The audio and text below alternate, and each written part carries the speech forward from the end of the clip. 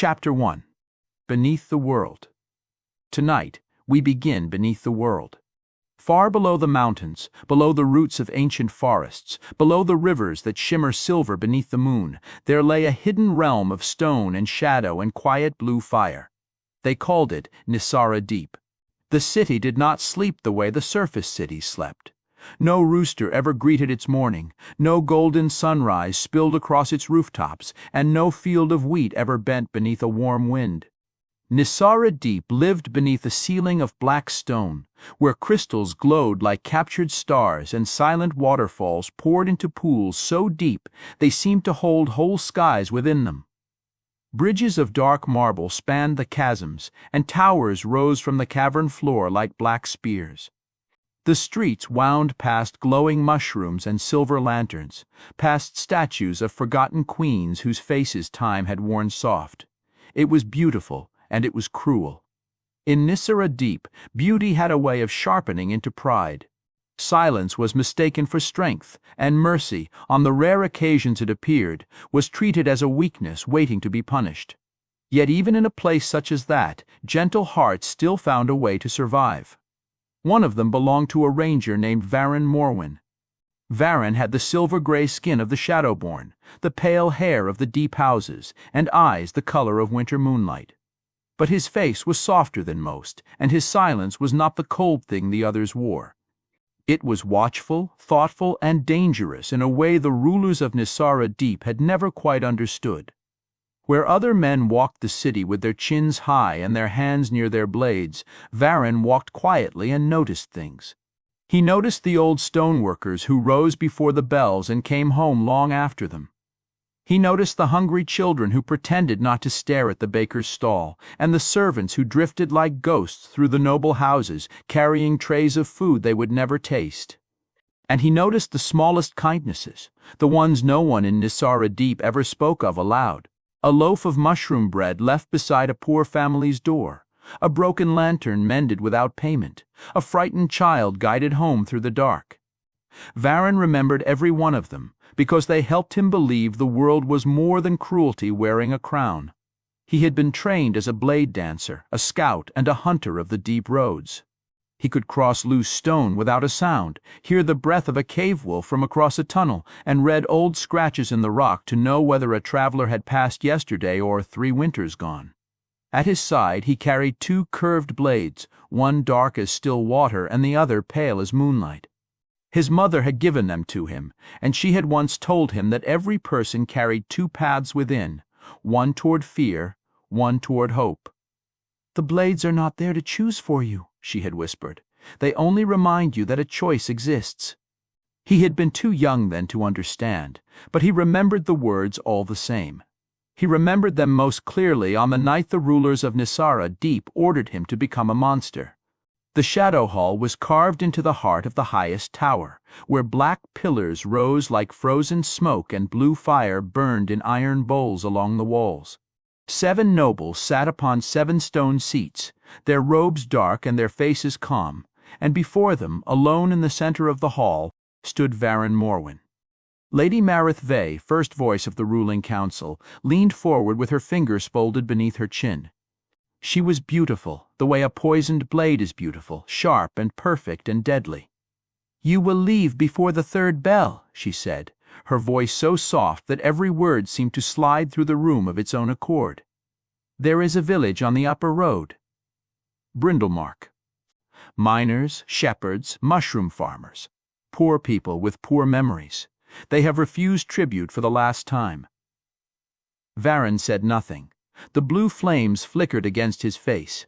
"You will frighten them," she continued, "burn their winter stores, break their carts, scatter their animals. Leave them hungry enough to remember who rules the roads beneath their feet." No one in the hall moved. No one looked away, and no one called it wicked, for in Nyssara Deep cruelty so often wore calm words. Varren felt the answer rise in him before he spoke it, a single word, quiet and final. "No." The hall went still. Not silent, but still, with the kind of stillness that comes before blood touches stone. Lady Marith's eyes narrowed. "No." Varren lifted his gaze. "They are farmers. They are disobedient. They are hungry. They are useful only if they kneel. His hand tightened once around the hilt of his pale blade, not enough to draw it, but enough for the nearest guards to mark the motion. Lady Mareth smiled, and it was not a warm thing. "Careful, Ranger. I will not burn food from the hands of children." One of the nobles laughed softly. Another whispered, "His mother's weakness," and Varren heard it. So did Lady Mareth, and her smile faded. "Your mother died because she forgot what mercy costs." Varren's face did not change, but something inside him went cold. The chamber seemed to shrink around him, the pillars and the fire and the watching faces and the guards along the walls with their hands on hooked blades, all pressing inward at once.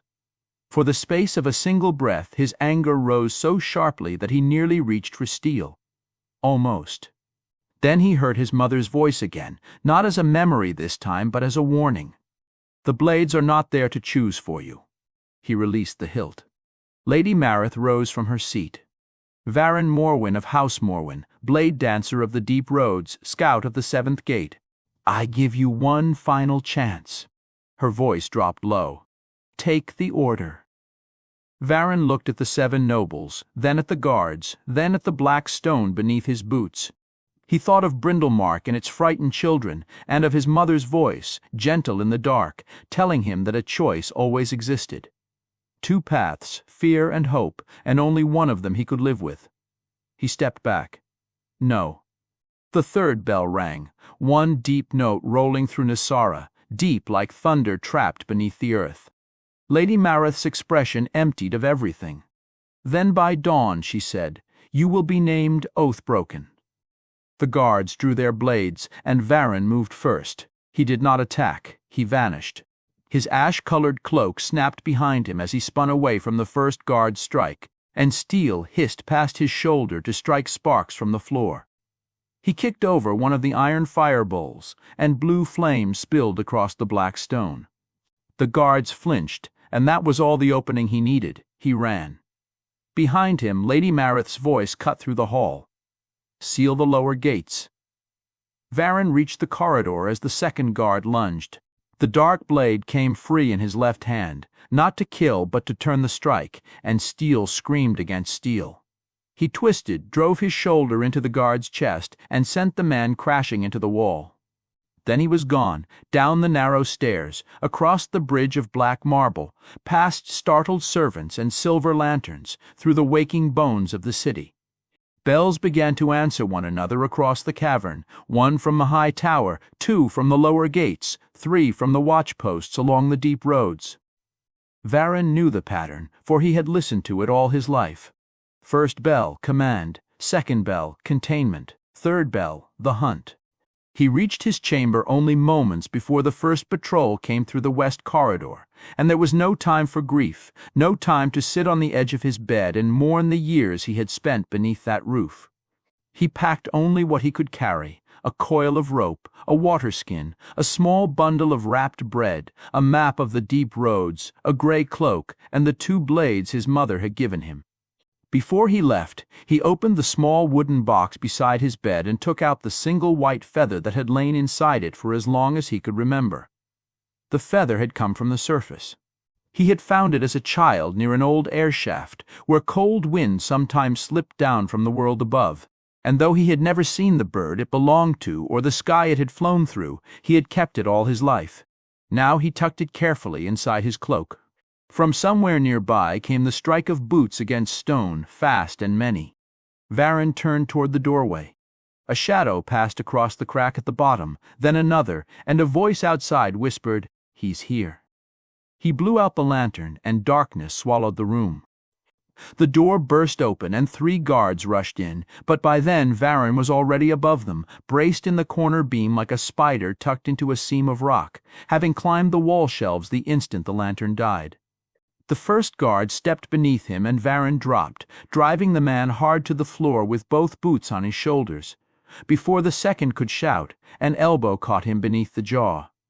The 3rd swung wide, and Varren ducked, rolled, and sliced the belt from the man's waist with the pale blade, sending keys and dagger and coin purse clattering across the stone. As the guard stumbled, Varren struck him behind the knee with the flat of the dark blade, and the man went down. He was through the doorway before any of them rose, and he did not look back. The deep roads beyond Nyssara were older than memory. They wound through caverns of blue crystal, over bridges of natural stone, past black pools where pale fish moved like little ghosts. Varren traveled without torchlight, for his eyes knew the dark. But the darkness out here felt different now. Within the city it had always seemed crowded, full of watching eyes and whispered plans and hidden knives, yet beyond the last carved gate it grew wider and older and somehow hungry. Behind him, the hunt bells went on ringing. He followed the sound of moving water, for the map promised the stream would lead toward the upper roads, where the caverns began to breathe with air from the surface. He moved quickly but never carelessly, because a careless step in the deep roads could snap an ankle, and a careless breath could wake something far older than the city. Twice he stopped to listen, and twice he heard only water. On the third stop he heard them, hounds, not barking, not howling, breathing. Wet, eager breaths echoing through the tunnel at his back. Varren's jaw tightened. The council had loosed the blind hounds, those pale, rib-thin beasts bred in the lowest kennels of Nyssara Deep. They had no eyes, and they did not need them, for they hunted by blood and sweat and fear. He looked down at his hand, where a thin red line crossed his knuckle from a guard's grazing blade, and watched a single drop slip from his skin and strike the stone. Far off the hound snarled. He ran. The tunnel sloped downward, then climbed sharply through a throat of jagged rock. He crossed a narrow bridge above a black pool and cut its rope lashings behind him, and the bridge sagged, groaned, and dropped away into the dark below. A hound reached the far edge an instant too late, skidded on the loose gravel with its claws scraping for purchase, and vanished over the side. Its handler cursed somewhere behind. Varren did not stop. The road ahead split into 3 passages, the lower mines to the left, the old burial vaults to the right, and the silver waterway running down the center. He chose the center and plunged into ankle-deep water, forcing himself not to hiss at the cold as the stream rushed around his boots, numbing his feet and stealing his scent. For a moment, hope rose in him. Then a horn sounded behind him, low and long and far too close, and he knew they were still coming. He passed forests of glowing fungi, their caps wide and soft as umbrellas, and tiny blue insects scattered before him as he ran. Stone columns climbed from floor to ceiling like the trunks of ancient trees. Once, far off in a side tunnel, something enormous shifted in its sleep, and the whole cavern trembled while dust sifted down from the roof. Varren froze, and behind him the hunters froze too. For one held breath, all the deep roads went still. Then the thing in the side tunnel exhaled, a hot wind rolling through the dark with the smell of old bones, and Varren moved again, quiet and careful and quick. The path climbed until the air itself began to change, turning cooler and sharper, carrying scents he barely recognized. Whetstone, roots, distant pine, surface air. His heart beat harder, and not from the running. Then the tunnel opened into a cavern filled with silver grass that grew from cracks in the stone, thin and shining, swaying in a wind he could not feel. At its center lay a pool, clear and still and beautiful.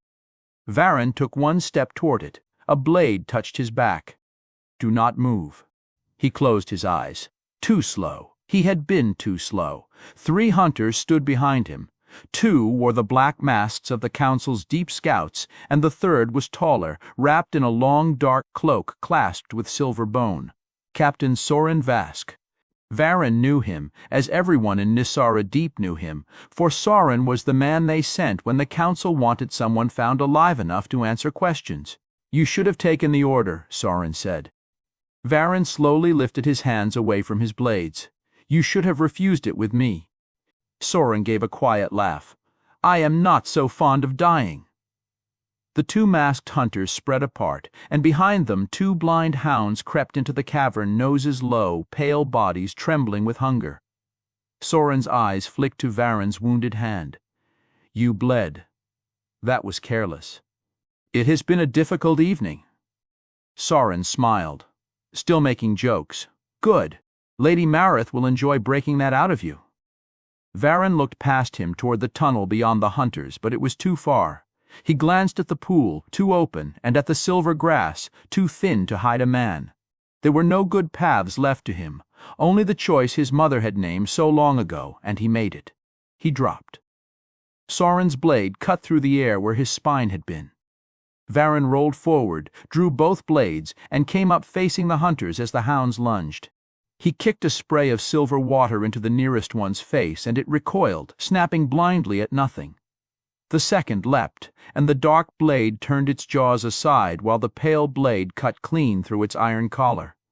The hound crashed down and scrambled away, suddenly free, bewildered by a world without command. A masked hunter came at him from the left, and Varren met him with both blades, steel flashing blue in the crystal light, once and twice and a third time. He gave ground, not because he was the weaker man, but because he needed the hunter to step where the cavern floor ran wet. The hunter lunged, his boot slipped, and Varren struck his wrist with the flat of the dark blade, sending the man's sword spinning into the pool. The second hunter came from behind. Varren twisted, but not quickly enough, and pain burned across his ribs as he staggered. Then Sorin moved in, and there was no smile on his face now, only purpose. Their blades met with a sound like a bell cracking. Sorin was strong, but Varren was faster. The captain drove him back toward the pool, each blow heavy enough to jar his arms to the shoulder, and Varren turned one strike, ducked another, and cut the clasp from Sorin's cloak so that it fell away. Sorin snarled and slammed a knee into his chest. Varren hit the ground hard, and the pale blade slipped from his hand to spin across the stone.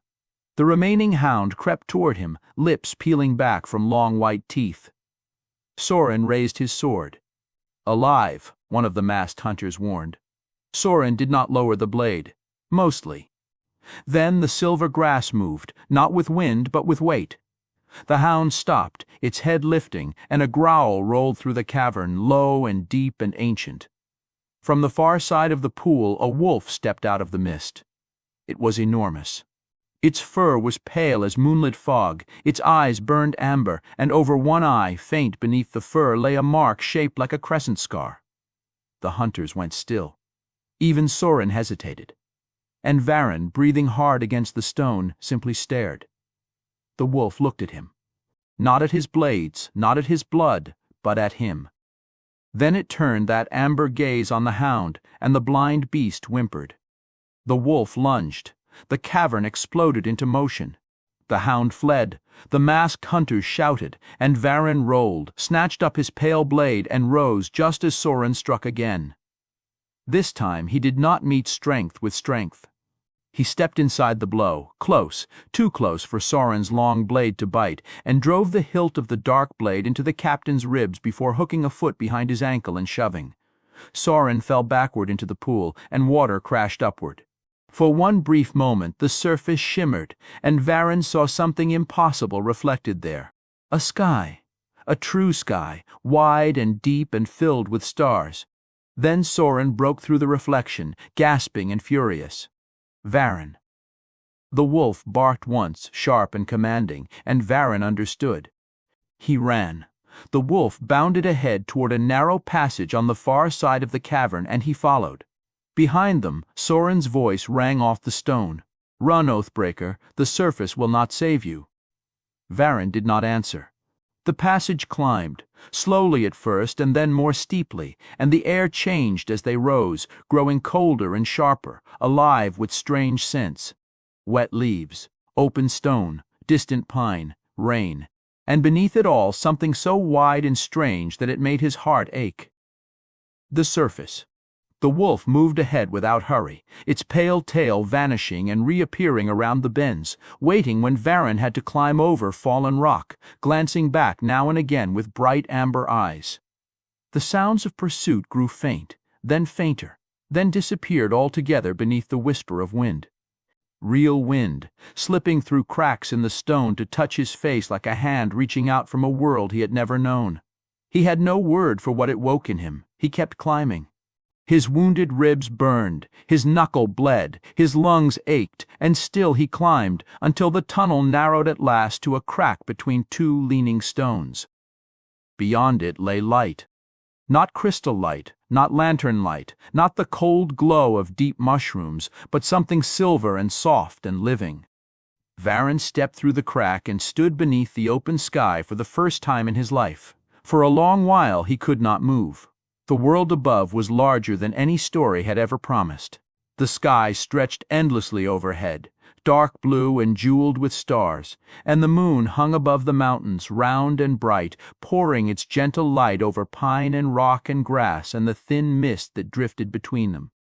Wind moved through his pale hair and lifted the edge of his cloak, and he closed his eyes and breathed in air that smelled of rain and soil and pine needles and distant snow. It was almost too much, too beautiful, too open, too dangerous all at once. The pale wolf stood beside him on the hillside, gazing out over the forest below. Far off, beyond the dark trees and the silver rivers, Varren saw a glow along the edge of the world. Not sunrise, not yet, but a city. A surface city, its lights shimmering near the coast where the land dropped toward a black sea, its towers and rooftops rising beneath the stars while a lighthouse beam swept slowly over the water. He took one step forward, then another. Behind him, far below the earth, the bells of Nyssara Deep rang again.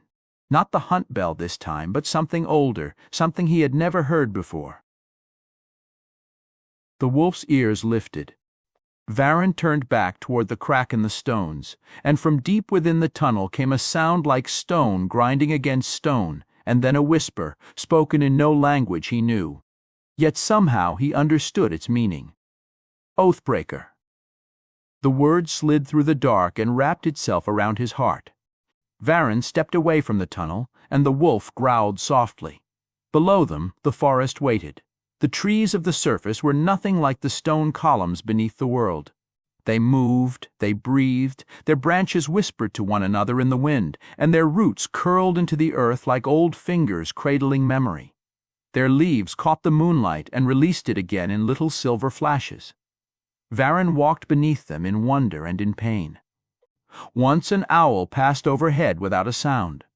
Once a fox watched him from between two ferns and then melted into shadow. Once he stopped simply to lay his hand against the bark of a tree, amazed by its roughness, its warmth, its quiet living weight. This time the wolf waited without patience, alert rather than gentle, its head turning again and again toward the mountain.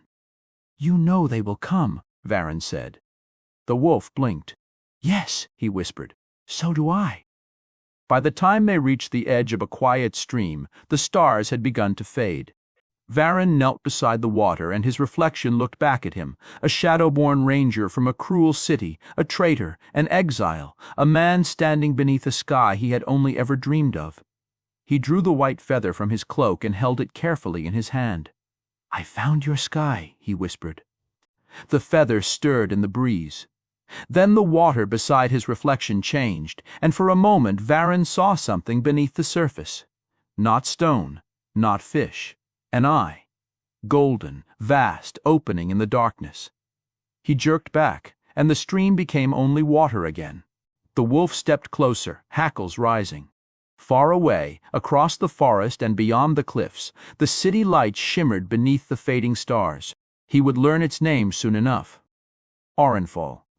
A city of white walls and green roofs, of sea bells and lanterns, of markets and libraries and towers and secrets. A city built above old cliffs, where the waves struck the rocks below with a sound like distant drums. A city that believed its greatest dangers were pirates and storms and hungry kings. It was wrong. Far beneath Orenfall, under the cliffs where the sea touched forgotten stone, something old had felt Varren step into the world above. Something patient. Something buried before the first tower rose, something that remembered the age before the lighthouse. Varren did not know that yet. For now he only stood beside the stream with blood on his ribs and a wolf at his side, watching the first gray hint of morning touch the edge of the sky. He had left the darkness below. He had not yet reached the light ahead. He was between worlds, and behind him the hunters of Nyssara Deep were already climbing. Varren slid the white feather back into his cloak. The pale blade at his side caught the last silver light of the night, and the dark blade rested quietly beside it. 2 paths, his mother had told him, and tonight hope had led him upward. But hope, he was beginning to understand, did not mean safety. It meant walking forward when fear had every reason to follow. As the first birds began to sing, Varren rose, and the wolf stood with him. Together they turned toward the distant city by the sea, where Orenfall glowed faintly beneath the dying stars. Then, from somewhere beneath the cliffs, a bell began to ring. One note, deep and ancient and impossible. Varren looked toward the city. The wolf growled.